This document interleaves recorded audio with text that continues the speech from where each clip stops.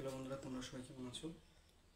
তোমাদের সামনে আজকে নতুন একটা টপিকস নিয়ে চলে আসলাম।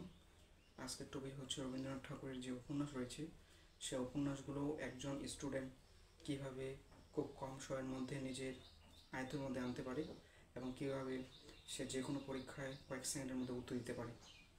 এবং বর্তমান সময়ে যে বিভিন্ন জব এক্সাম থেকে শুরু করে বিভিন্ন একাডেমিক এক্সামগুলোতে বেশিরভাগ কোয়েশ্চেন এই উপন্যাস বা কাব্য থেকে আসে, তাই আমরা দেখি যে রবীন্দ্রনাথ ঠাকুরের যে কাব্যগ্রন্থ রয়েছে সেগুলো কীভাবে আমরা মনে রাখবো।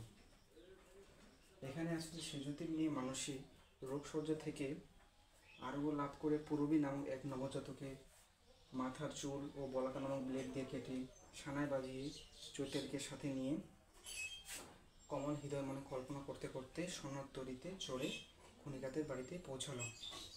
আর এদিকে ভানু সিংহ তার গীতাঞ্জলি শেষ লেখায় দুই বান্ধবী চিত্রা ও শ্যামলীর জন্মদিনের প্রভাত সঙ্গীতের পরিবর্তে বনফুলের সঙ্গীত সজ্জার আয়োজন করেছে। এখানে যে এই বোর্ডের মধ্যে যে কতগুলো লাইন দেখতে পাচ্ছ, এই লাইনগুলোর মধ্যে যে সকল ওয়ার্ডের নিচে হালকা করে যে আন্ডারলাইন দেওয়া আছে, সেই আন্ডারলাইনগুলো ওয়ার্ডগুলো হচ্ছে প্রত্যেকটি হচ্ছে রবীন্দ্রনাথ ঠাকুরের কাব্যগ্রন্থ।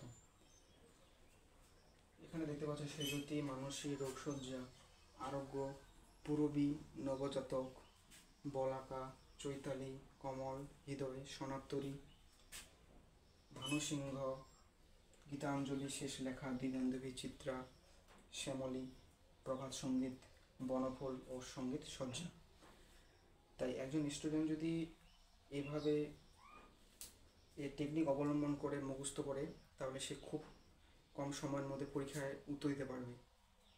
তাই আর এই ভিডিও বড় করতে যাচ্ছি না। তোমরা যদি এই ভিডিও থেকে কিছুটা হলেও উপকৃত হও তাহলে আমার চ্যানেলকে সাবস্ক্রাইব করবে এবং লাইক করবে, এবং পরবর্তীতে আরও ভালো ভালো ভিডিও পেতে অবশ্যই উৎসাহিত করবে। সবাইকে ধন্যবাদ।